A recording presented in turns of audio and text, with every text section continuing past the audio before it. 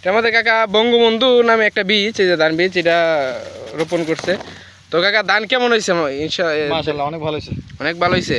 আচ্ছা, কতটুক লাগানো হয়েছে? দেড়কানি।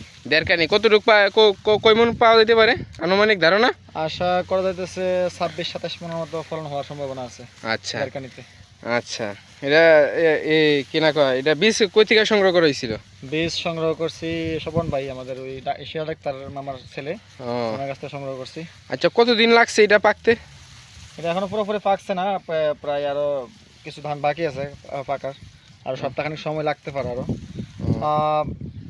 এটার রোপণ করা হয়েছে প্রায় আজকে 140 দিনের মতো হবে। আচ্ছা, তাতে আপনার এই কিরকম হয়েছে এই ফসলে ধান, মানে এই জাতটা? যারটা গতবার লাগাইছিলাম আমরা, ভালোই হয়েছে। গতবারের ফলন একটু আশানুরূপ ভালো হয় না, কিন্তু এবার জমির আর আবহাওয়ার কারণে হয়তো একটু ভালো দেখা যেতেছে, গতবারের তুলনায় অনেক ভালো দেখা যেতেছে। ও আচ্ছা কাকা, ধন্যবাদ।